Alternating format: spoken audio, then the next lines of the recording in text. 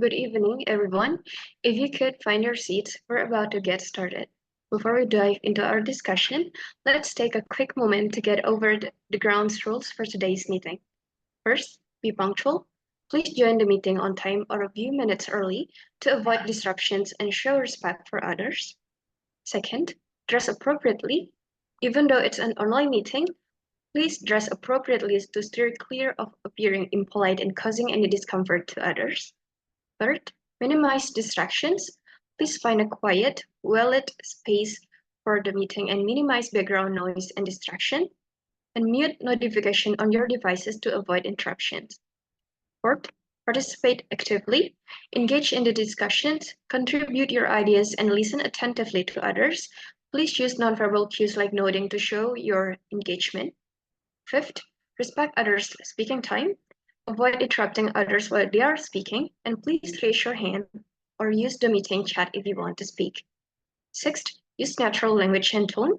Please maintain a natural demeanor in your language and tone and avoid using slang or inappropriate language.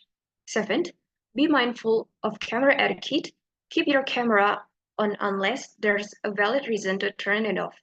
Maintain proper posture and avoid distraction movements or gestures. 8. Be patient and courteous. Be patient if there are any technical difficulties or if someone is having trouble speaking. Treat all participants with respect and courtesy. Om Swastiastu.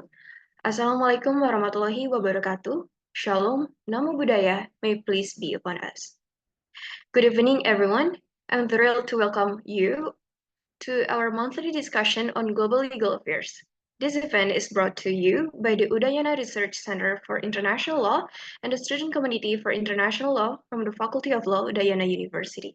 I'm Anggita Maraneka, and I'll be your MC today. We're here to discuss an issue of international law today with the title, Protecting Dependent Self-Employed Workers in the Gig Economy, Insight from Indonesia and the UK.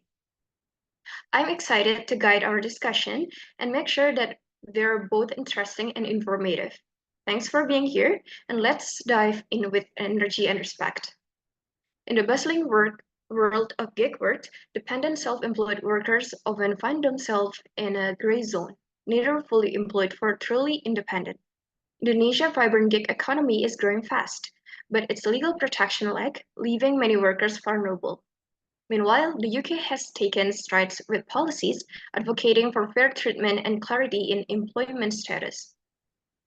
This talk offers a comparative lens, revealing the UK's proactive steps and Indonesia's potential pathways to safeguard gig workers' rights. Discover how these two nations navigate the gig economy's legal landscape, striving for a fair and secure future for all workers. Join us for an eye-opening discussion that promises to inspire the change and foster greater protections for gig workers worldwide. All distinguished participants, I'm excited to introduce our speaker, Ms. Nikade Ayustri Undari SH, an alumni of the Faculty of Law, Udayana University. Her thesis on today's topic will be enlightening and inspiring. Also, to help us navigate our discussions, please welcome our facilitator, Mr. Igusti Ngurah Parikesit Widyateja SHM, LLM PhD, a lecturer at the Faculty of Law, Udayana University. His expertise will ensure we have a productive and engaging conversation. Let us embark on this journey together, embracing diverse perspective and fostering constructive dialogue. To Mr. Parikesit, the time is yours. Okay, thank you so much for the great introduction from Anggita, and welcome back everyone to the third session of International Law today. So I'm glad that this session has entered the third period, and this topic becoming more interesting because it seems that this will combine not just international law perspective, but also international business law. Today, we are going to talk about legal protection for dependent self-employed workers in the gigs economy inside from Indonesia and the UK. And before continuing, I would like to greet all participants, my colleagues, Bapak Budi Arsikal, some alumni, students, and specifically just our speakers today, Ayu Sri Undari, and we are lucky because, as I said earlier, this topic is like discuss something up to date, recent trends, and some scholars analyze this issue as important, particularly because from the legal perspective, we need a clear legal protection about the dependent self-employment. When we talk about self-employment, it may not be popular, but when we talk about Gojek, for example, Grab, Deliveroo, and other kind of application, we are a part of them. Almost all of us, have used that platform, to accelerate, to speed up our life. But you have to be aware. There are some legal issues behind the growing trend of that platform. And Ayu Sri Undari will reveal the vague or unclear of regulation, especially about what kind of relationship, what kind of connection take place between, for example, between the online delivery worker and the company. Can it be classified as a working relation? Is there any order? Is there any wage involved? And how about the protection? If the Grab driver, for example, got accidents, and then he or she needs like insurance, do they have kind of insurance? And if they want to quit from their job, do they have like what we call it termination payment, or we call it as pesangon, for example? And all those basic issue will be delivered by Ayu Sri Undari, and this become more interesting because it's not just talking about Indonesia. This also talk about UK. UK has more advanced, especially in terms of court decision explaining how should connection or relationship between platform provider and their workers. And before continuing, again, I'd like to introduce you, especially for those who haven't know yet Ayu Sri Undari. I know myself, Ayu, for since 3 years ago, and she has involved in some research project with me. But for those who are new here, I'd like to briefly explain her curriculum vitae. Ayu Sri Undari went to senior high school number 4 in Denpasar, graduate in 2020, And from 2020 until June 2024, IU has been a law school in Udayana University, and she has involved in many competition, not just involved, but also grab award. From a list of achievement, I think I can count that she has more than 10. She has more than 10 awards. For example,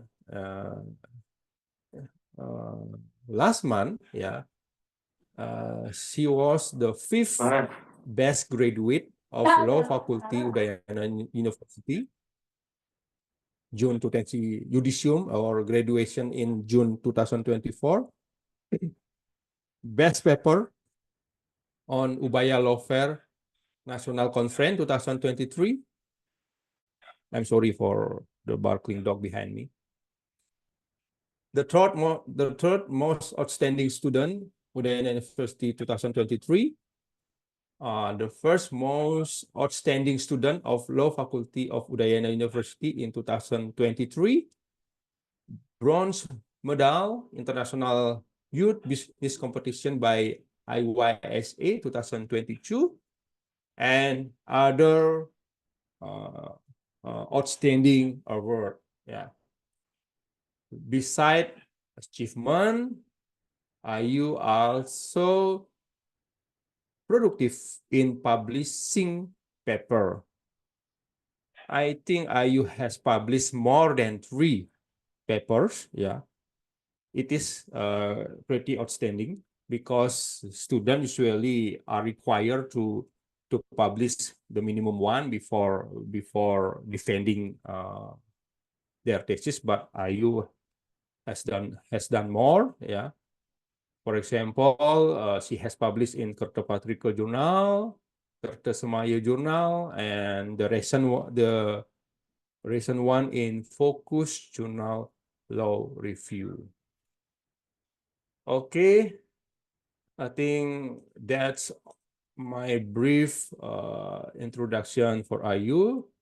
Without further delay, I'd like to invite IU Sri Undari to start her presentation. Time and place are yours, IU. Okay, thank you, Mr. Parikesit. I would like to share my screen first.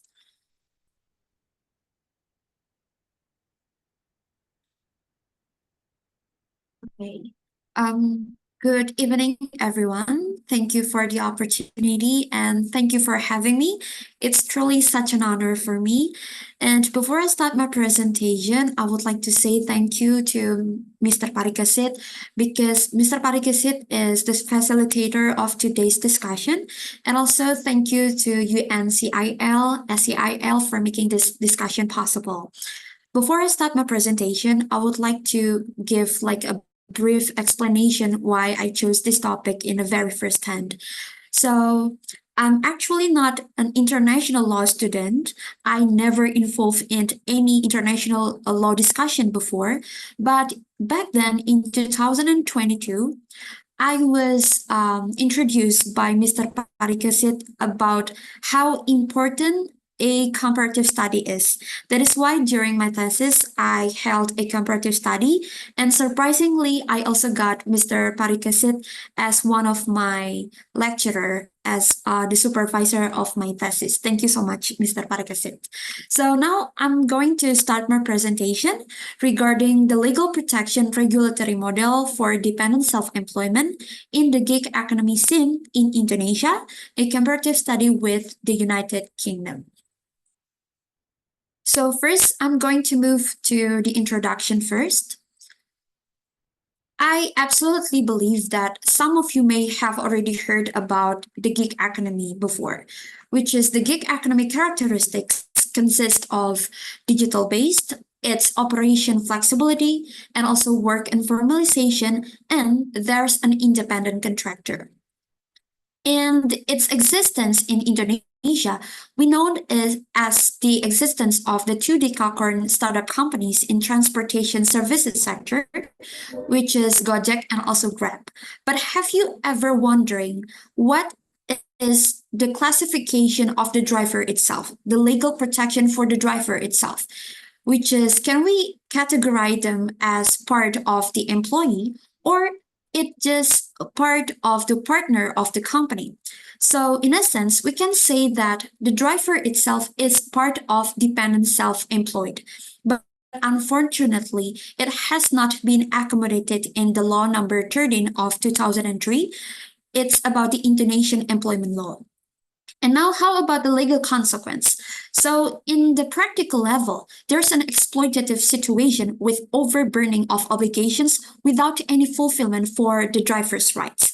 So please note it that there are two different claims here and using two different perspectives. The first is using the company's perspective, which is claimed that it is supposed to be categorized as part of partnership relations.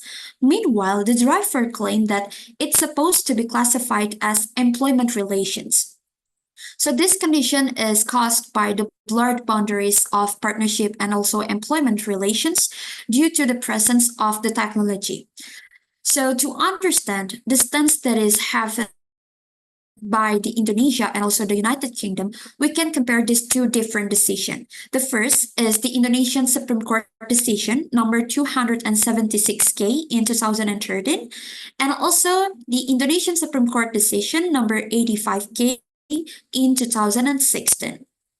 To understand about the stance of the United Kingdom, we can compare these two decisions, which is the United Kingdom Supreme Court decision number 5 regarding Uber in 2021, and also United Kingdom Supreme Court decision number 43 regarding Deliveroo Company in 2023. So in essence, it is all about the legal vacuum for protecting the dependent self-employed. In today's discussion, we will discuss more about these two problems. The first is about the legal classification of platform provider companies and also drivers' relationship in Indonesia. And the second is the legal protection regulatory model for drivers in Indonesia after a comparative study with the United Kingdom. Now I'm going to explain more about the general overview regarding the gig economy. So when we're talking about the gig economy, it is about the labor market that is largely made up of freelancers, short-term contracts, or temporary workers with flexible working hours and paid based on the completed task quantity. So the two main points about the gig economy itself is digitalization and also interconnectivity, which means that the sellers or service providers and also the consumers are connected to each other. And historically, it has been known since the 18th century in Europe. For the basic principles of the gig economy itself, it consists of three main components: platform provider companies, independent workers, and also consumers. And how about the legal protection for these gig economy workers? There are two different characteristics that distinguish the gig economy workers from the conventional workers. It's about the time flexibility and also the work ties. That is, finally, the gig worker fall into the ambiguous classification between the independent contractor or employee. And finally, they have no guarantee of the legal protection of their rights as a worker. And now it's about the dependent self-employment. So according to International Labor Organization, there are two different forms of employment relationship. The first is the standard form, which is full-time job, permanent or non-contract, and it is based on employment agreement. The second form is the non-standard form, which is outside of the standard form scope. And one of it is the dependent self-employment. So it is not based on employment agreement, are not classified as employee, but are actually very dependent on the company that control how they work. About its existence in the gig economy, so the dependent self-employment falls between two different areas, between the employee also the self-employed. It is caused by the flexibility to determine when, where, and how they perform their work.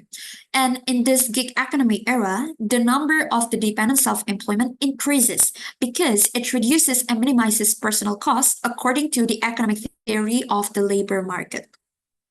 So now we're going to talk about the legal basis of the dependent self-employment protection, which is, according to Mishiba and also Nakazawa, they say that there are three regulatory models that can be accommodated.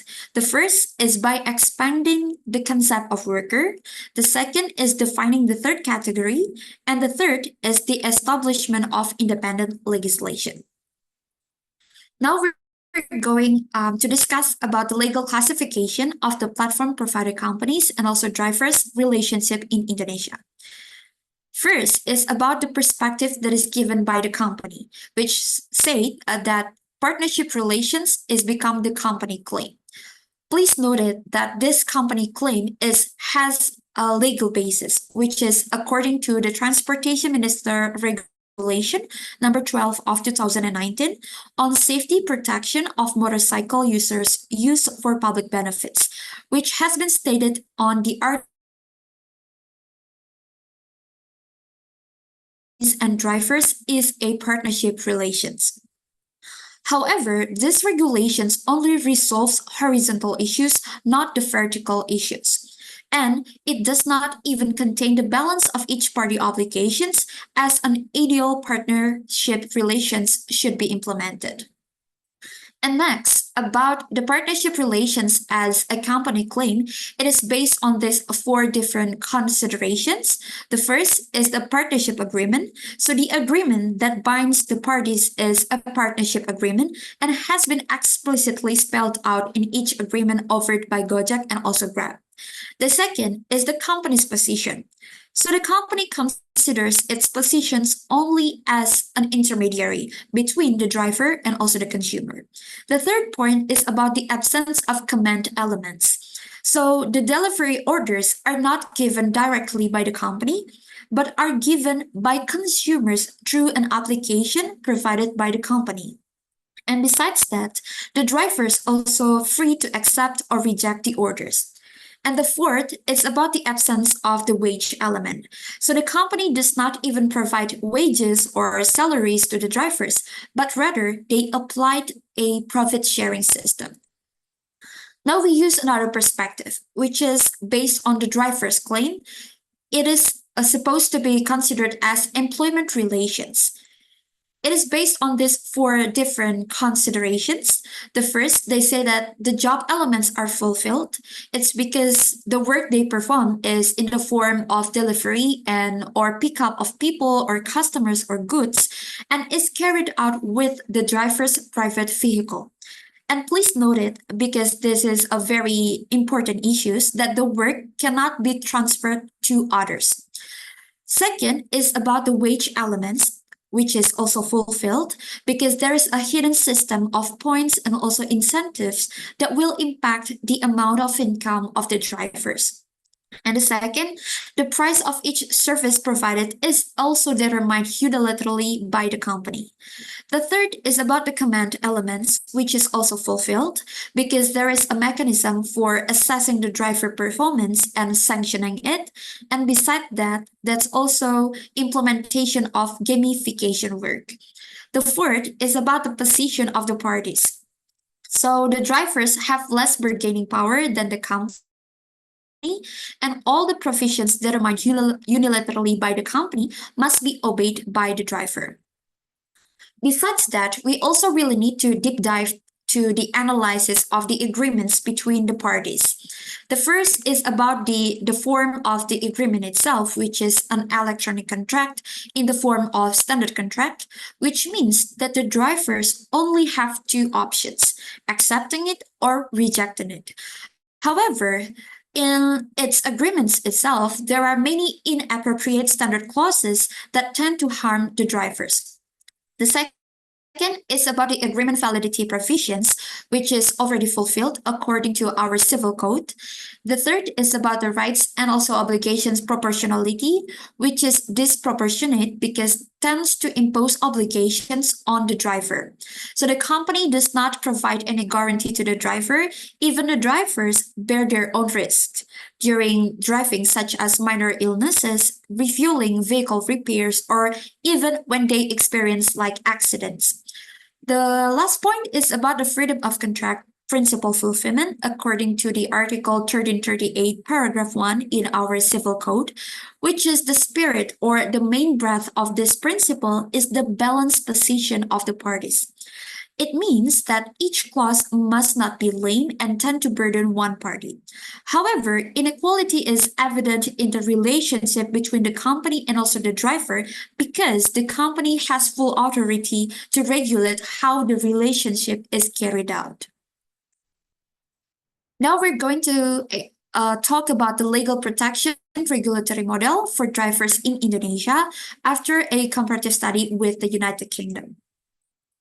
So there are two different Indonesian Supreme Court decision that can be compared here. The first is the Supreme Court decision number 276K in 2013 and also decision number 85K in 2016. In 2013, it is classified as partnership relations. Meanwhile, in 2016, it is about the employment relations. It is caused by the different approach that is used by the court. In 2013, it is based on an agreement that binds the parties. Meanwhile, in 2016, it is about the reality of the relationship in the practical level. Besides that, it is also about the wage element fulfillment. In 2013, it is not fulfilled because the system in place is a percentage commission system. And in 2016, it is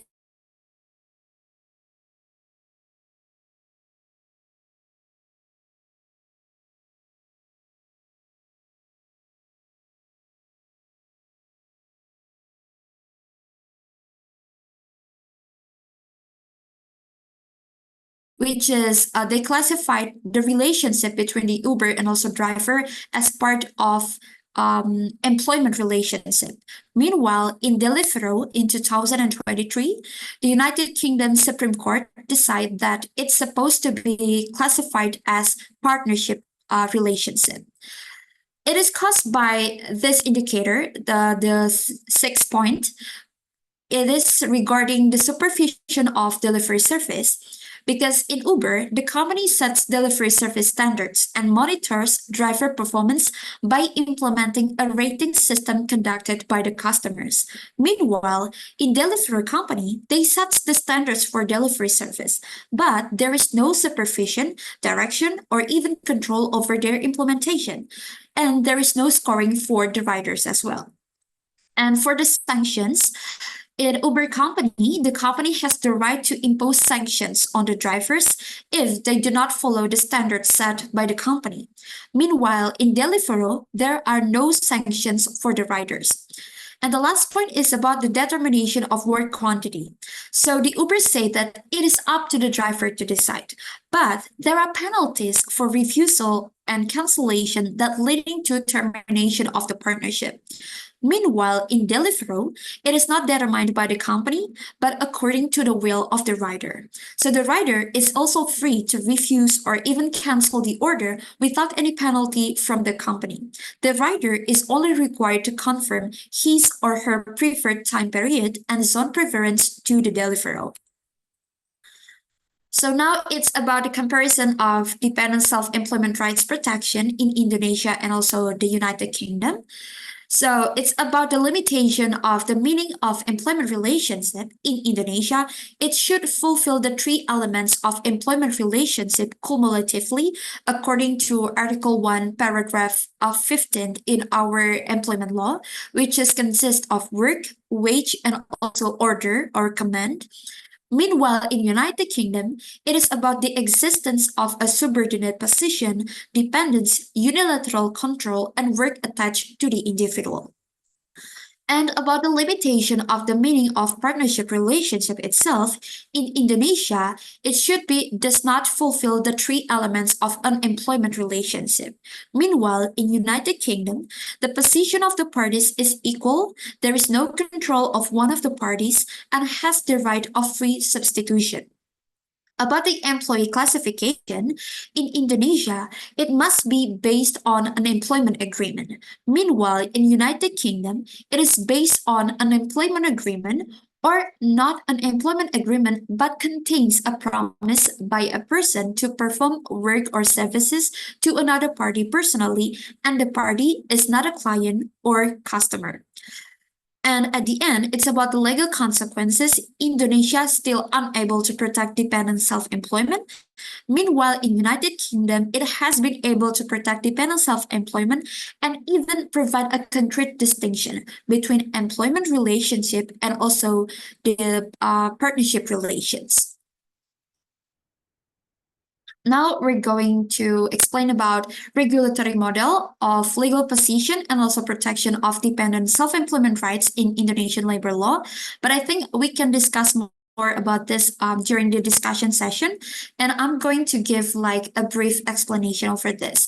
So I would like to recommend that we really need to doing some revision to our employment law.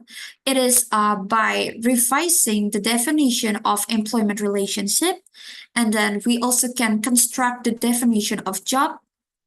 And then next, we can revise the wage definition. And the last is by constructing the definition of the command elements according to Article 1, paragraph 15 in our employment law. And for the conclusion, we can say that classification of the legal relationship between the driver and also the company, which is in this case, it is Grab and also Gojek, it is classified as non-standard employment relationship in the form of dependent self-employment that fulfills the elements of work, wages, and also commands. And for the regulatory model, it is by expanding the concept of worker by revising the Indonesian labor law. I also have some recommendations here for two different stakeholders. The first is to the employers. They should clarify the type of relationship it has with other parties. And the second is for the government. They should accommodate legal protection for dependent self-employment by making this research as one of the materials for the consideration. I think that's all about my presentation. I hope that after this, we will have a fruitful discussion. For the time and also the place, I give back to Mr. Parikasit. Thank you. Okay, thanks a lot, Ayu Sri Undari, for the great presentation and also the great insight and analysis. Yeah, I know this topic actually a bit complex, but Ayu has delivered in very structural, understandable, and I think some of audience can follow what the you has said, and I think you have done better even compared to your final thesis 2 or 3 months ago. Are you? Yeah, congratulations for the great presentation, and yeah, as a introduction, I'd like to briefly just to restate the importance discussion about the protection for dependent self-employment, particularly for Indonesia, because we have to be frank, to acknowledge the condition, the situation, especially because the law that regulate employment still outdated. Yeah, it was 2003. Yeah, and the qualification, the definition of, for example, the definition employment partnership, based on contract or agreement, and then the element must be weeks, command, and job, for example, and need to be revised and expand. And yeah, it will show that this discussion and IU work has broadly impact to society, because maybe some of our friends or even family have worked as a driver, for example, and they are on what I should name it as a limbo, or something is like a nearly dangerous, but not really dangerous. But if it's not regulated properly and promptly, then it going to be a problem. And Ayu has said a good comparative by looking at how the UK has tried to classify and put self-dependent employment as a employment relationship, not just partnership relationship, so that it will give a better legal protection. Okay, before starting and opening the Q&A, I'd like to greet for my colleagues, Bapak Maharto Yase and Bapak Dedi Prianto. Bapak Dedi Prianto is the head of Civil Law Department in Udayana University. Yeah, if you want to raise some concern or explanation, just let me know, Pak Dedi, Pak Maharto, and also Pak Budi Arsika. Your presence will support. It's mean a lot for this discussion. And again, for other audience, this forum is relaxed forum. No one is under pressure. We are all learner, even myself. Before supervising IU, I wasn't really aware about this situation, this kind of relationship. But because I have to supervise her, then I have to have a look for, okay, there is some problem about the kind of relationship. It is not yet classified as employment relationship, so it may be give a negative impact for the driver or other parties involved in the platform or provider company. Okay, no worry about English, because again, we can, even you can, if you you can even ask in Indonesia, and I can try to narrate or translate it into English. Okay, now for the first session, I'd like to open for 2 questions first. Who would like to be the first?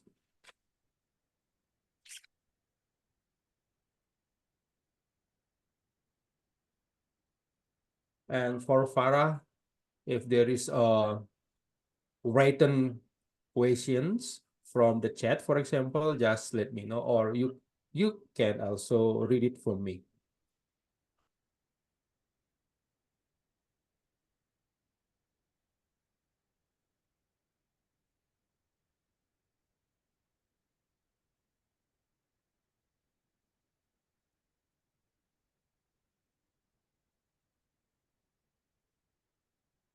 Okay, who would like to be the first to give some warming up questions for IU? This topic is very interesting, very actual, daily life basis. And I would like, because I've been informed that Bapak Palguna, Bapak Dewa Gede Palguna Yeah. has already joined. Before giving to the student, I'd like to invite maybe just some brief comment, Pak Palguna, for this occasion. Thanks for Okay. coming. It's been a lot Yeah. for us. Thank you, Sigit, Pak Sigit, Pak Dr. Parikesit, and all students. Good evening, everyone. Nice to see you this evening. I think this is the third, the third discussion, Pak Sigit.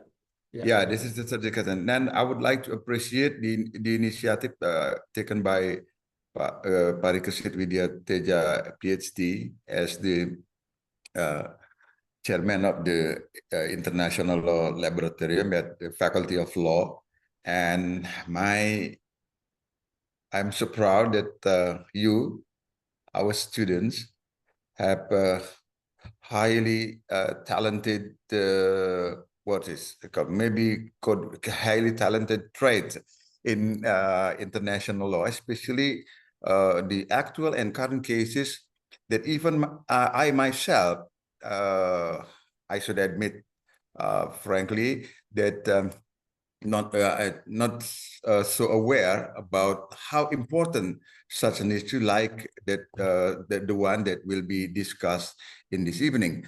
First of all, I would like to say I'm sorry because maybe too casual for me, because I would like to join this event or this discussion as soon as possible once I arrive home. So first of all, I would like to say thank you for Ayu Sri Undari for being with us this evening with such an interesting topic, as I said. But first of all, maybe I would like to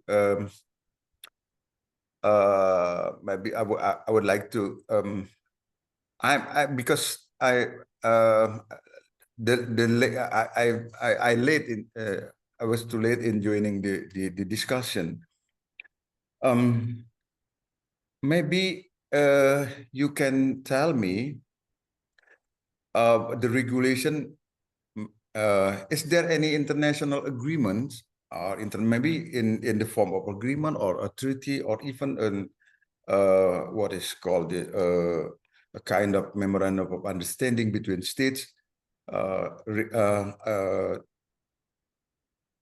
in connection with the topic, or concerning the topic we are discussing this evening? Why this is important? Because as we learn that the development of international law could be directed, firstly, by the actual development among states, the actual development or actual situation among states, and then through state practice, it is positivated into agreement or into written instruments. As in practice, we said in diplomatic relation, in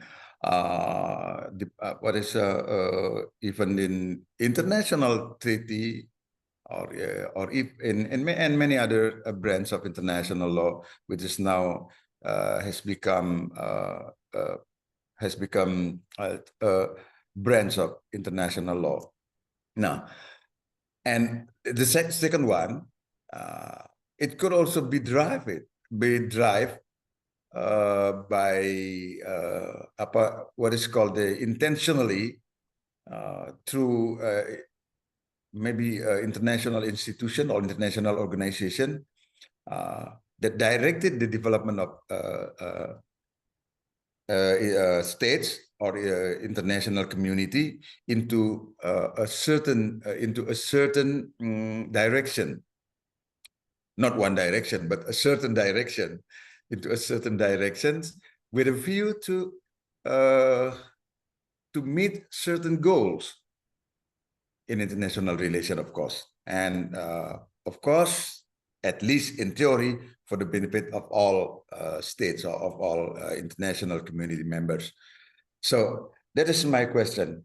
Is there any state practice or any international agreement relating to the topic we are discussing tonight? I apologize once again. Maybe you already mentioned in your presentation, but because the late because the late of my joining into the discussions, I didn't follow your presentation. Thank you, Pak Sigit. Okay, thank you so much, Bapak Dr. Dewa Gede Palguna, for your support, for your present, and also for your questions. And I think you will answer your question. There are two questions from Bapak Dr. Dewa Palguna. Firstly, explaining about the existing international law sources that regulate this issue, and the second one is about the existing state practices regarding this dependent self-employment. And again, Ayu, this is a question. It's not examination. Don't feel under pressure. Okay, time and place are yours, Ayu. Okay, thank you so much, Mr. Parikasit, and also Mr. Palguna for the question. Even though Mr. Parikasit told me that please don't be under pressure, but to be honest, I'm still under pressure. And it feels like I'm having my second thesis defense, but I will try to answer the questions that is given by Mr. Palguna. So the first question is about, is there any international law basis? So in my earlier research during the thesis defense itself, I also have the same questions like what Mr. Palguna have mentioned before. But unfortunately, I didn't found any maybe like treaties or even conventions that is made in as the legal basis in the international law itself. I found that like the basis of this independent contractor and also dependent self-employment itself is by the International Labor Organization, but it's not in the form of convention. It is just like a book publications, and it is not like binding all of the country or all of the parties, but it's about how they can have some recommendations that can be accommodated based on the country. So when you're asking me about the second question about the practical level of any other states around the world, so it's very dependent of their consideration, their own consideration. For example, maybe in the ILO, they stated that the driver it should be accommodated as part of employment relationship, but many other countries also considered it is not supposed to be classified as employment relationship. Meanwhile, they can create a quasi-employment. They call it as quasi-employment. So they're not like 100% as independent contractor, but it is also not 100% classified as an employee itself. For example, it also practiced at Germany, Mr. Palguna. And on the other hand, it's also about the United Kingdom. In the United Kingdom, there's regulations, not a regulation, but the decision that is given by the United Kingdom Supreme Court, and it is finally classified that the driver relationship with the company, it should be accommodated and also classified as an employment relationship based on the situations and also the conditions, how the gig workers or how the gig economy itself involved in every country. So if you're asking me about the legal basis of the international law, my answer is unfortunately, there is no treaties or even conventions that is regulated about this, but the ILO has published a research that can be part of the consideration for each country to create their own regulations regarding this topic or these issues. I think that's all the answer that I can give Mr. Palguna. Thank you. Yeah, Thank you very much. May Thank I may I continue my curiosity, Yeah. Sigit? Yes. Maybe Yes, Bapak Palguna. yeah, maybe my curiosity will provoke everybody in this room, in this virtual room, to raise some question maybe. What about in European countries, or even in countries like Japan or Taiwan or South Korea? Is there we know that South Korea is now quote unquote export K-pop, yeah. Is there any regulation maybe or I'm not expecting you to give what is an exact answer, but I would like to ask you a question. If you maybe have some reference to the European country practice, I think you already mentioned in Germany and United Kingdom, but is there any a kind of what is called maybe called soft law or some kind of soft law among the European countries regarding the gig economy, or maybe countries like South Korea, or if you have a reference, it would be glad. It would be good to me to share to your friends here. But if not, it would be fine also. It doesn't matter. Yeah, yeah. Thank you, Mr. Palguna, but I would like to do my apologies because I haven't researched more on this. But if you're asking about Japan, I also cited an article that is published by the researchers from Japan. Their name is Mishiba and also Nakazawa. So about it, the regulations itself, it's still debatable between every country. So they say that for the regulatory model itself in Japan, they can say that there are three alternative regulations that can be accommodated. The first is about the expanding the concept of the worker, which has been done by the United Kingdom, and also I suggest it to be done here in our country in Indonesia. And the second is defining the third category, which has already I mentioned before. It is in Germany. And the last point is about the establishment of independent legislation. So for about the soft law and anything else like this, I do apologize because I haven't researched more on this, and I'm pretty afraid that I give a wrong statement.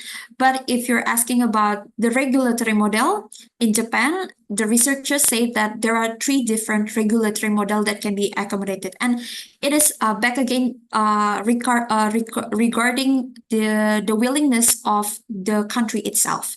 That's all, Mr. Paguna. Okay. Does it mean? Sorry, Pak Sigit. I directly asked you. Yeah, yeah. No, just go ahead. Go ahead. Yeah. No worries. Does it mean that referring to your research that you find no kind of some maybe what is general principles, or maybe a kind of the common guidance in state practice?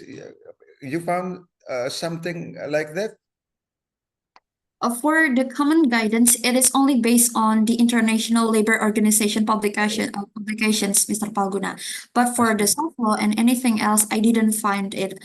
Or maybe I will check it and doing some research on that. Thank you. Okay, hopefully so. Thank you. Thank you. Thank you, Pak Sigit. Time is and now thank you in your hand for the again. questions. Thank you for the question and discussion, Bapak Dr. Dewo Palguna. And maybe I also want, before giving to the audience, could you clarify? This is just a question, a purely question, Ayu. I know that employment law 13/2003, when it make a definition about employment relationship, right? They refers to the definition of International Labor Organization.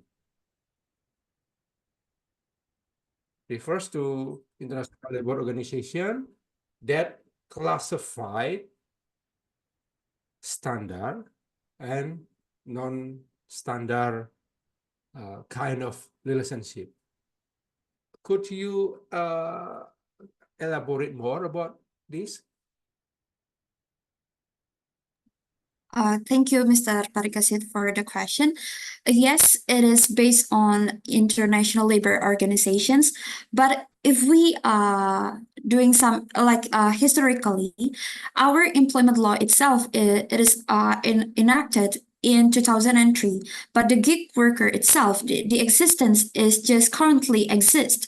That is why the ILO itself creating some publications, so it's become recommendations.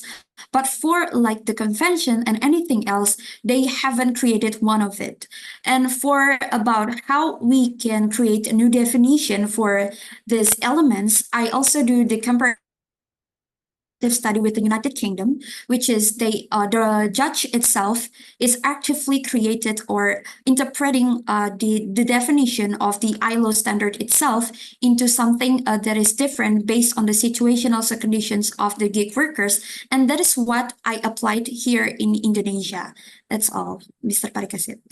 Yeah, okay. Thanks for clarifying because I know international organization like ILO, International Labor Organization, or even World Health Organization, almost not just every year, every month, for example, issued like a recommendation. They call it sometimes recommendation, sometimes they call it manual, book manual, sometimes guidelines. Yeah, and yeah, we have then to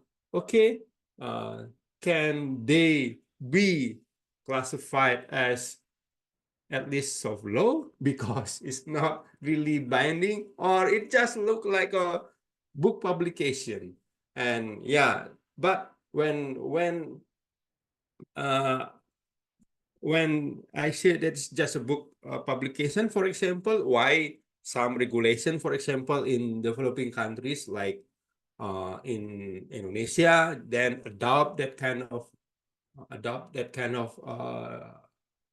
definition, and that's my point of clarification. But again, we need to carefully consider whether it is can be classified as soft law, or it's just like a regular publication. Yeah, because it's too many too many policy, too many publication, and too many guidelines that apply across the globe. Okay, now I'd like to invite for other participants to raise your question and concern, or even you can add some information, because this issue is still status quo, and so many other relevant issues also need to be discussed. Yeah, we not talk about this kind of relationship, partnership relationship. If I can temporarily say it as temporary relationship, but how if, for example, we are having TikTok account or snack video account, and then we sell some products through that application.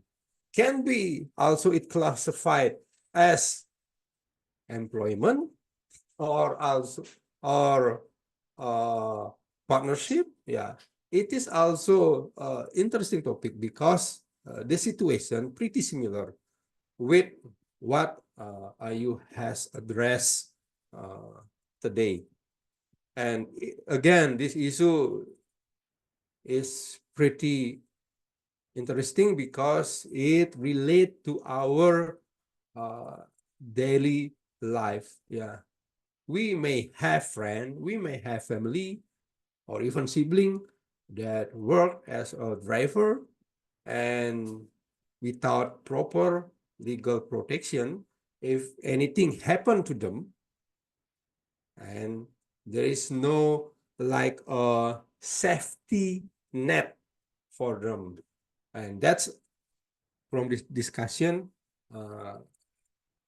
you will have a better insight and better understanding about what's supposed to do, especially for the government and also for the worker to protect their right. The worker has done their obligation, but it is normal. It is normal if they fight for their right, and then the regulator, the government, then should accommodate this situation.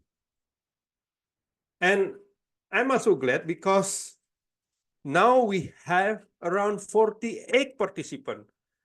We started with just around 17. Yeah.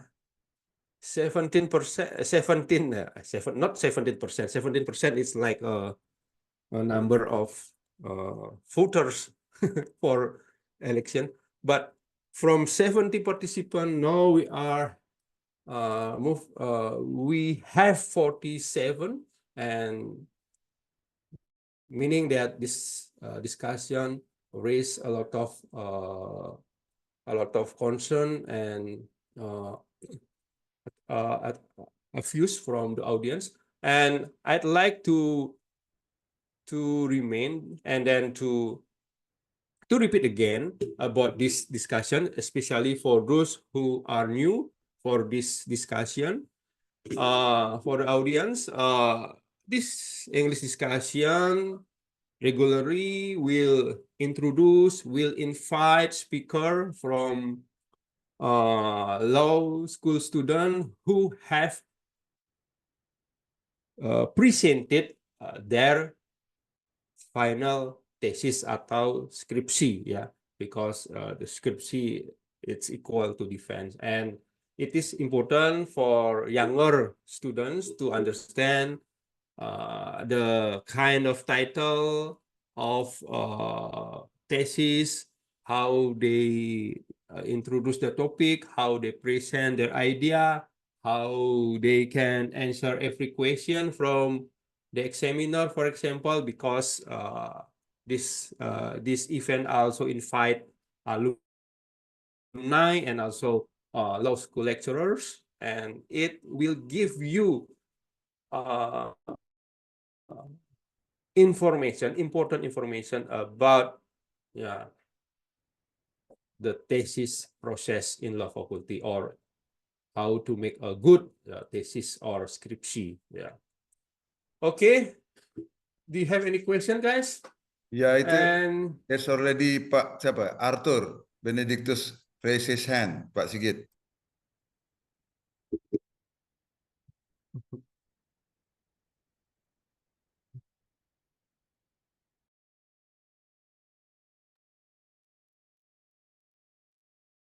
yeah, would you mind repeating, Pak Palguna? Because I have maybe a bit of trouble, signal trouble. Also in the Arthur Benedictus raise his hand. Okay. Okay. And Farah. Good evening. Oh. Can my Okay, voice yeah. be heard? Okay, Arthur Benedictus. I'm Uh, sorry, I wasn't aware. Okay, yeah, your time. Take your Okay. time. Good evening, Mr. Parikesit and Mr. Paguna, and also our great speaker, Kak Ayu. I would like to ask. Oh, before that, my apologies for not having my webcam on because I have some technical issues. I would like to ask regarding the relationship between drivers and companies that reflect an imbalance in actual practice. Also, are there any concerning cases in Indonesia that is related to this issue? Thank you in advance. Okay, thank you, Arthur, for your question. And maybe I would like to give opportunity for Farah. Thank you so much, Mr. Parikesit, for the opportunity. Good evening, Pak Palguna, Kak Ayu, Good and evening. Mr. Parikesit. Thank you so much for the great presentation. Firstly, I would like to let Kak Ayu know first. I have read your journal in Ubaya titled Reformulasi Hubungan Kerja bagi Driver Online, Analisis Kekosongan Hukum untuk Mengkonstruksi Pekerjaan yang Layak with Keadanan and also Kak Halma, and I was impressed and amazed by the structure and everything in it. My first question is, I'm a bit curious regarding your big reasons for conducting this research. And also the second question would be, is there any potential by Indonesia's today provision that you have mentioned earlier to the violation of human rights? Thank you so much. Okay, there are two questions. And before Ayu answer the question, I'd like to greet for our college, Ibu Ana Agung Sri Utari, for coming to this session. Thank you. More and more international and civil law department have joined this discussion. Thanks a lot for your presence. And Ayu, would you like to answer all questions? Or maybe you can take some water before continue. I'm okay, Mr. Parikesit. Can I answer the question? Yeah. So the first question is from Arthur. Thank you for your questions. It is regarding the imbalance in the actual practice. I will give you some example. It is because during my thesis research, I also conduct an analysis through the contract or to the agreement that is provided by the company, which is especially by the Gojek and also Grab. We have already know that is in the form of standard contract. And regarding this contract, it should be, it has been prohibited from the Article 18, Paragraph 1 in our consumer protection, the law number 8 in 1999. It is stated about the standard form of the contract or the agreement itself, which is the two main factor in here is about it is prohibited to declare the transfer of responsibility of business actors. The second, it is prohibited to declare the consumer submission to regulations in the form of new, additional, continued, or even further changes that made unilaterally by the business actors.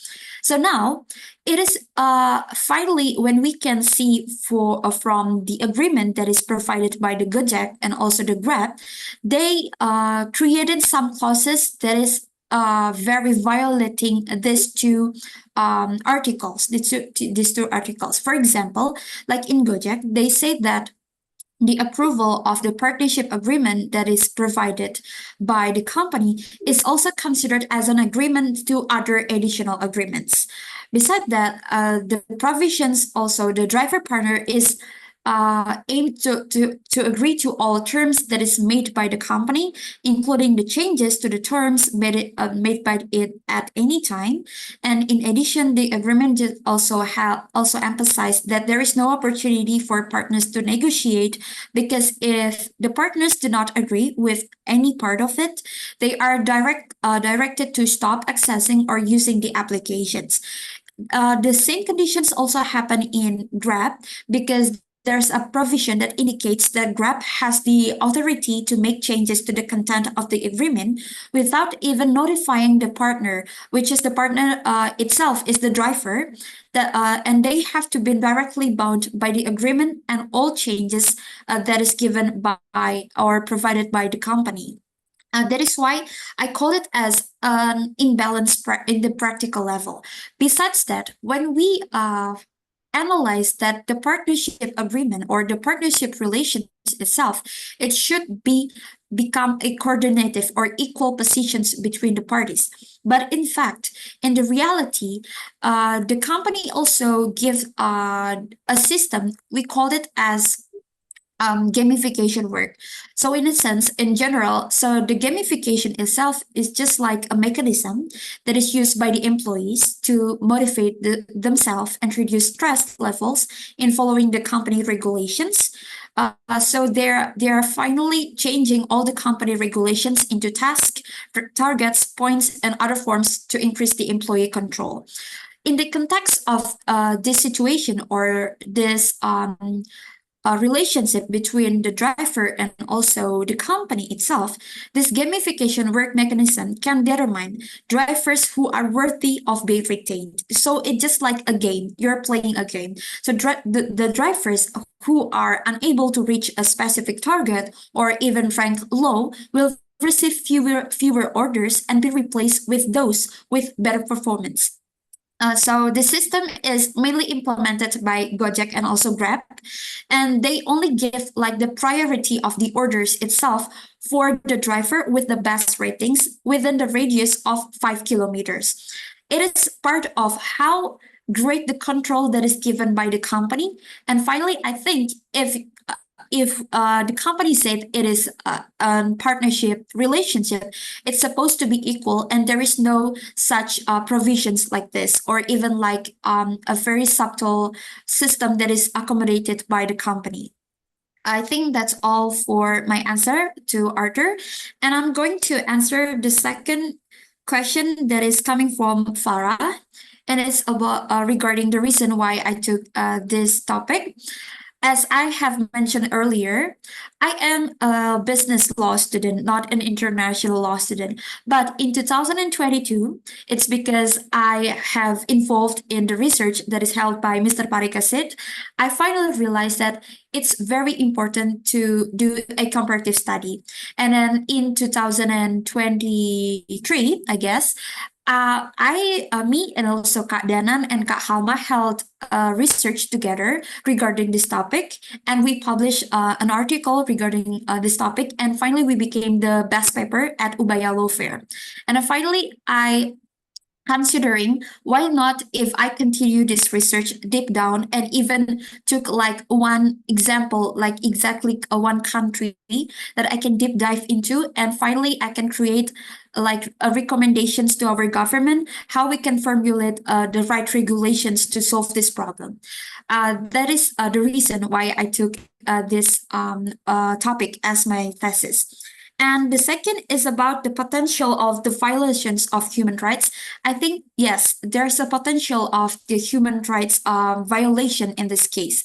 It's because we have already know that it has become part of, according to Universal Declaration of Human Rights, which means that the driver itself, it's supposed to have like the legal status itself for obtaining the similar rights like what the other employment or the other conventional employee get. That is why in this thesis, I think that to finally creating the same position for the driver or the same protection for the driver, the first thing that really need to be done is how we can clarify the situation or how we can clarify the relationship between the parties. Because when we can finally clarify whether it is classified as part of the employment relations or even like partnership relations, we can finally creating a more secure system or more secure situation for the driver itself. So they, as a gig worker, they also have the same right as the employee. But the first thing, we need to clarify it. That is why in my recommendations to the company, I said that the company should choose whether they would like to create or they would like to accommodate these relations into a partnership relationship or even employment relationship. But it also have legal consequences. When the company think that it should be classified as employment relationship, that it means they need to revise their agreement. They need to creating some protection for the driver itself.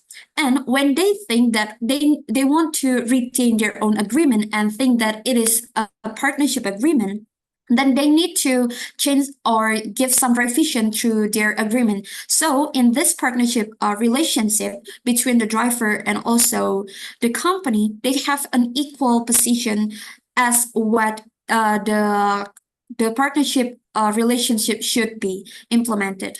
I think that's all, Farah, about the answer that I can give to you. Thank you. Thank you for a great answer, Ayu. That's pretty Yeah. clear. And I'd like to invite Arthur and Farah if you have any follow-up question. You may, especially if you have more questions. Pak Sigit. Oh, All yeah, good Yes. from me. Mr. Pariksit, all good from me. Thank you so much. Yes. Also for me, I think it is enough of a question. Thank you, Kak Ayu. Thank you, Pak Parikesit, and also thank you, Pak Palguna, for the chance. Yeah, yeah. Yes, Pak Pak Parikesit. Palguna, go ahead. Yeah, yeah, just curious. Have you forwarded your thesis to Pak Nadiem Makarim? No, I haven't, Mr. Palguna. I think it is important when refer to your suggestion or your suggestion in your final thesis. It is two important proposals or suggestion in your based on your research that might be considered by Gojek or by Grab. So, and I'm seriously suggest you to dig deeper on the issue, whether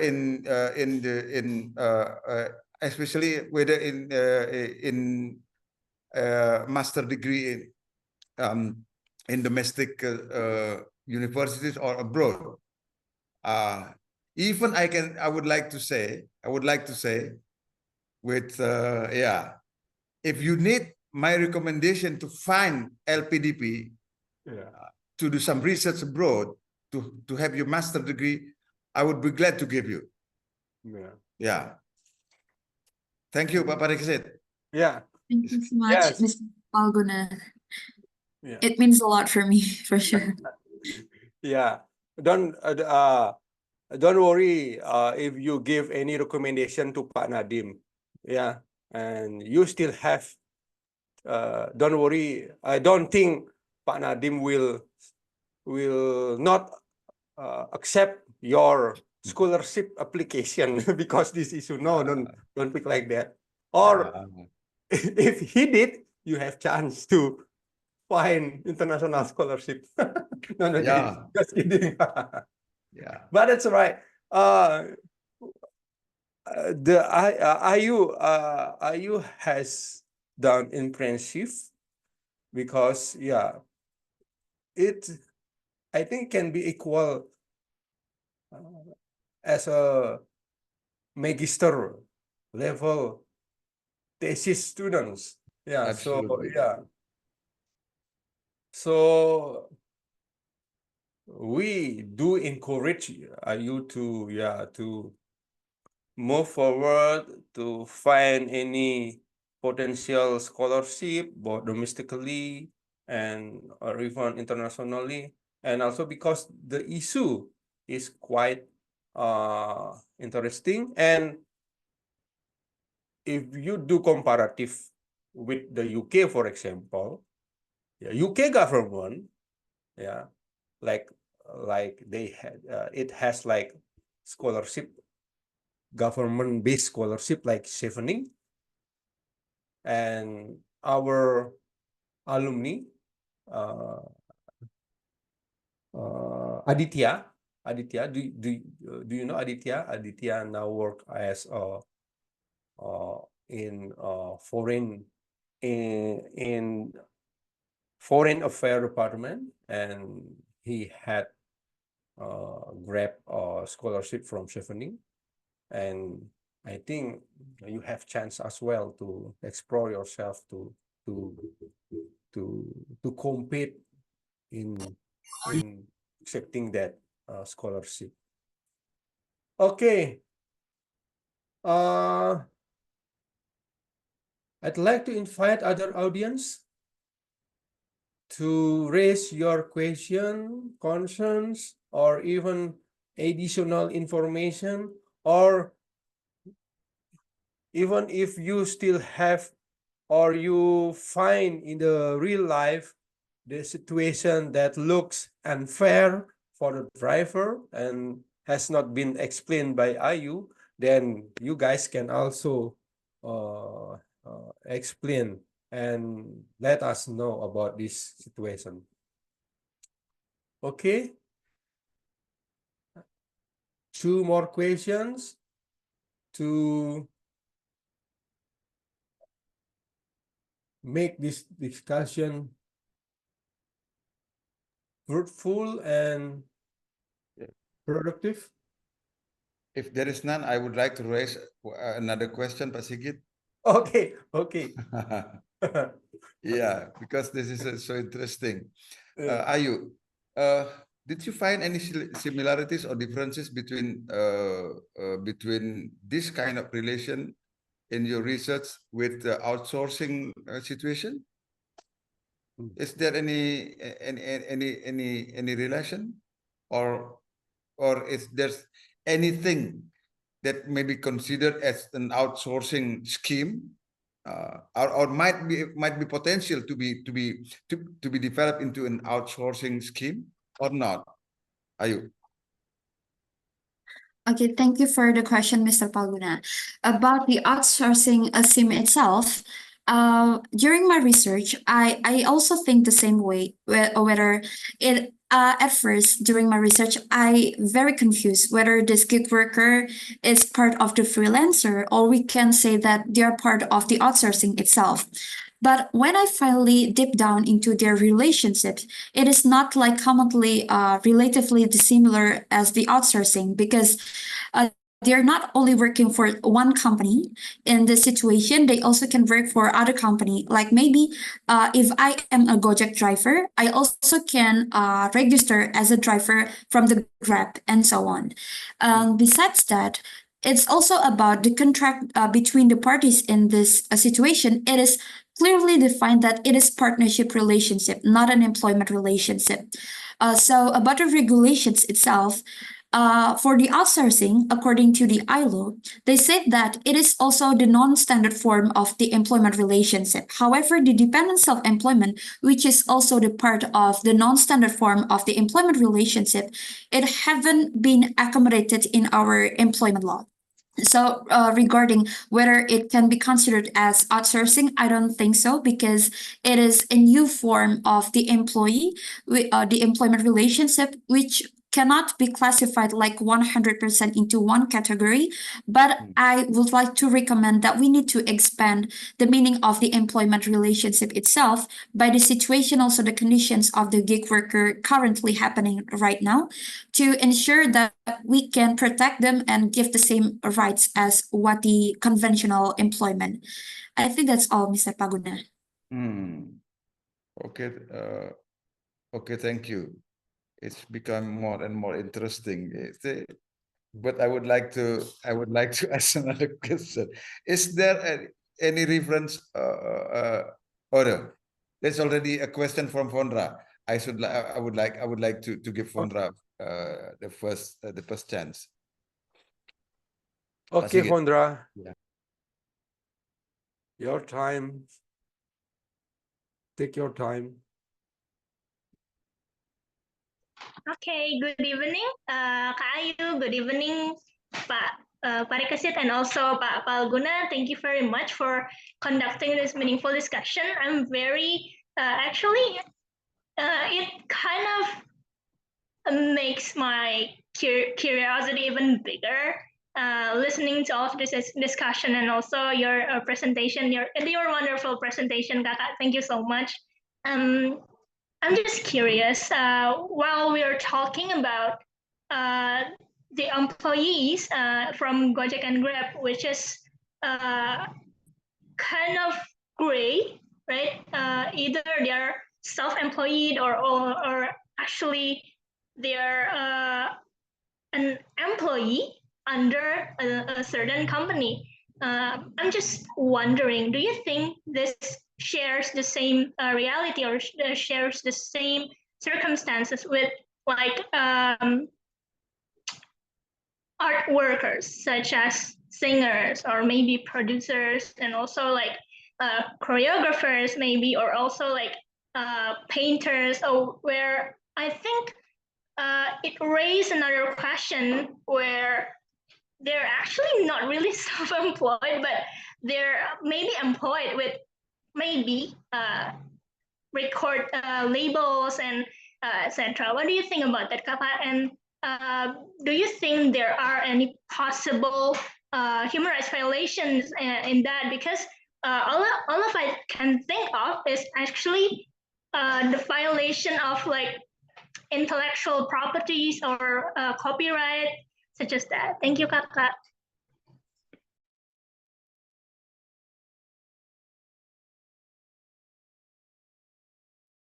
Mr. Parikesit, can I answer the question or is there any other question? Yes, you go ahead, Ayu. You Okay, can answer. thank you, Fondra, for your question. We have the same question in my during my thesis research. I also asked the same question. I want to give a tips for you when you're writing like your thesis. Before you finally write down something in your article or even in your thesis, please make sure that you are firmly enough with your research question. And one of the question, my research question, is also according to the question that you have mentioned before, Fondra. And it's about regarding the art workers. So the gig workers itself, by its definition, they are paid based on the completed task quantity. So we can consider that even the art workers itself, it is also considered as gig workers. Even like when we're talking about the lawyer itself is also considered as gig economy or gig workers. However, the situation is different when we take a look and take back analysis to the relationship between the driver and also the company. When you are working as an art worker or even like an artist, you will conducting your relationship with another company based on an agreement, which is a partnership agreement. And you also, it is not in the form of standard contract, right? You also have the equal position that you can give some provisions or even you can have like deliberation together with the company. Meanwhile, in this situation, in this relationship between the driver and also the company, they don't have the same deliberation power. They don't have the same bargaining power. It is why it is quite important that we need to clarify their legal position. It is not only classified as a partner because it doesn't seem like it is a partner. Because if you are conducting a partnership, then it means we should have an equal position together, so like what the art workers has. But in this situation, they don't have the same bargaining power. That is why I considered that it's supposed to be classified as an employment relations because there's a subordinated position between the company and also the driver. So if you asking me, can we similarly accommodating it or with the existence of the art workers itself? I don't think so because it is quite different situations. I think that's all, Fondra. Thank you.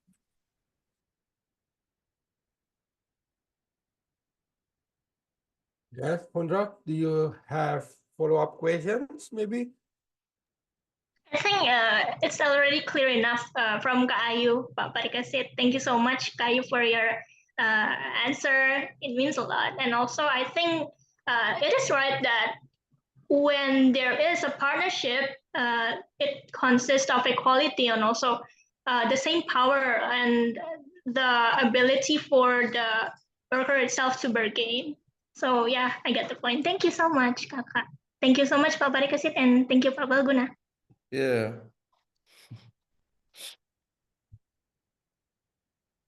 Okay. I myself actually have question. One question maybe just a simple question.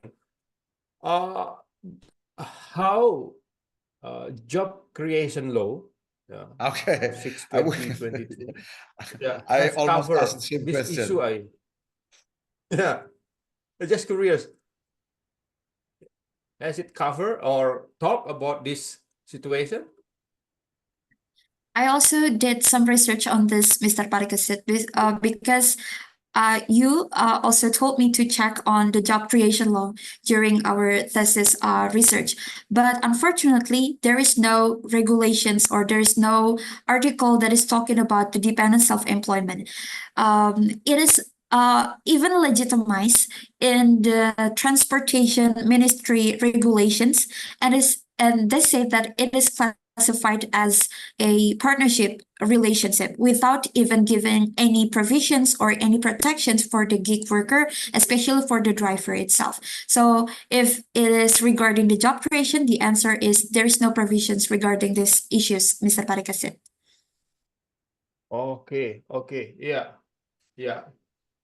And if some regulation cover, yeah, they usually cover the what you call it as it's not between the company and the worker. It's not vertically. It just like horizontally. Yeah, it's just explained classified as worker or like non-permanent worker, P3K, for example, that mentioned in job creation law, but not talking, not expressly mention the importance of equal position between parties, between the company and the workers. Yeah. Okay. Thanks for your answer. And one more question. Another Would like curiosity, Pak Sigit.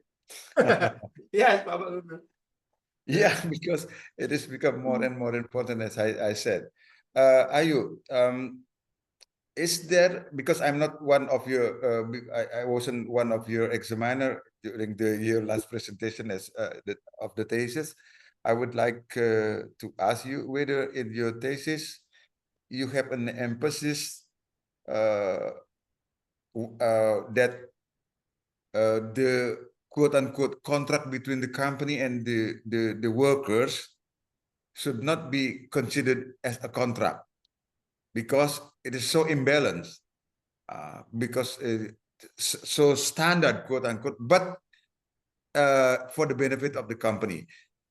I would like to ask you a question, whether in your thesis you emphasize that it is not, it is not legally proper to say that is a contract. Did you emphasize that thing? Thank you, Mr. Paguna. So the answer is yes, I emphasize about this thing, and I even give some indicators about this analysis. And it is about first is about the form of the agreement itself, which is the standard contract, as you have mentioned before. And the standard contract itself, it is consists of inappropriate standard clauses that tend to harm the drivers. Besides that, it also about the rights and obligations proportionality, which is disproportionate because tends to impose obligations on the driver, and the company doesn't even provide any guarantee to the driver. And even the drivers itself bear their own risk, Mr. Palguna, like during the driving, such as minor illnesses or refueling, vehicle repairs, or even like if there's an accident, they said that the company wouldn't even notice or wouldn't even even give some protection for the driver. Besides that, I also recite about the Article 1338, paragraph 1 in our civil code. It is accordance with the freedom of contract. And I found an article that is talking about the spirit or the main breath of this principle itself is about the balanced position of the parties. So it means that each clause it is must not be lame and tend to burden one party. However, the inequality that is happening in regarding this situation or the relationship between the driver and also the company itself, the company has full authority to regulate how the relationship is carried out. This is why in my thesis I finally considered it is cannot be classified as part of a contract or a good contract because there are so many provisions that is violated the main factor or the main principle of the contract itself. That's all, Mr. Palguna. Thank you. Okay. Well, do you think that the object of the contract itself is legal according to our civil code? Because the legal object or topic of the contract or agreement, it must be one of the important conditions to making a legal contract. Do you think so? About the object of the agreement, Mr. Yeah, about the object of the agreement. Okay. In my research, I found that the object of the agreement itself is about a certain thing, which is the agreement is about arising the rights and also obligations of the parties in providing transportation services. So it's illegal because it's about transportation services. But what is the problem in here? It's about in-proportionality clauses that is given by the company, and it is also affecting the existence of the driver itself, Mr. Palguna. Okay, thank you, Ayu, and thank you, Pak Parikesit. Actually, I have some more questions, but that's fine. I think it's enough. It's getting more and more interesting. Thank you very much again. Okay, thank you, Bapak Dr. Dewa Gede Palguna, for actively involved in this discussion, and Ayu for your great presentation and answer. I just remember when we published our manuscript to the journal, there is one section in the conclusion usually. It's not just about conclusion, recommendation, but also there is a section about a direction for future research. And this curiosity, this unsolved discussion, will direct for the future research, and definitely IU has a lot of opportunity to expand, to explore more legal issue regarding this situation, especially because you fight for minority or layman rights in Indonesia, and it's quite or it will significantly impact the society. And yeah, this is why the university or law school has to be. Yeah, it's not just teaching, it's not just researching, but also how the faculty or even university contribute to the society.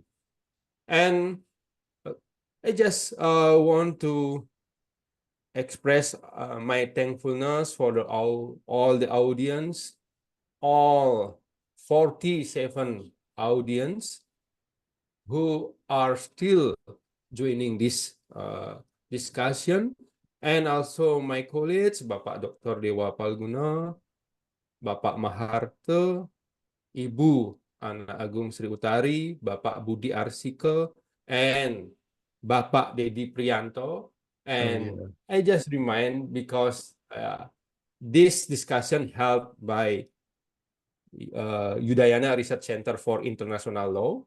And as information, Udayana Research Center for International Law not just talk about international law, public, but also international private law, talking about international trade and investment law, talking about comparative law, and talking about cyber and digital transformation law. So it could be for the next speaker come from criminal law department or procedural law, Pak Agus, for example, because I will invite Pak Agus and Pak Yuda to also join, because this is forum for everyone, for every law school civitas academica. Okay, thank you again for your presence today. We are glad that this discussion have complete perfectly, and I will take the event over to the Anggita as a master of ceremony. Okay, time and place are yours. Thank you to Mr. Parikasit and Ms. Ayu for an awesome discussion session. We appreciate your dedication to making this dialogue so meaningful. Dear participants, please make sure to fill out the attendance link we'll be sharing in the chat box. Once you complete the form, you'll get access to your certificate of appreciation. As we wrap up, I want to thank everyone for their valuable contributions to today's discussions. Let's take the insights we've gained and keep engaging with the topic of international legal enforcement, especially by non-injured states. On behalf of the organizing team, we thank you for your active participation. We look forward to seeing you at future events. Until next time, stay safe and stay connected. Om Santi Santi Santi Om.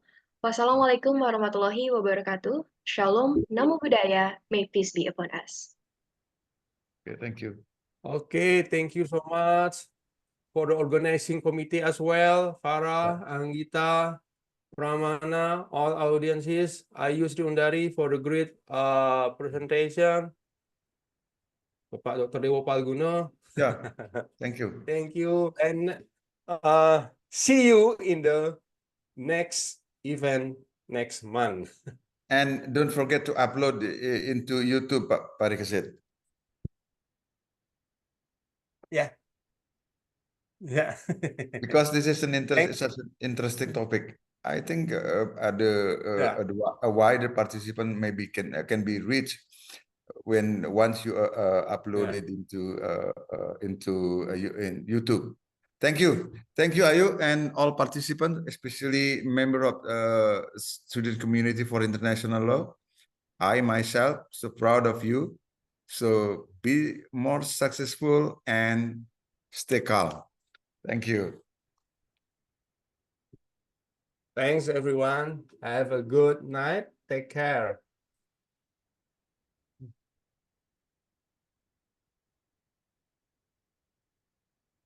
And for Farah, you may stop the record.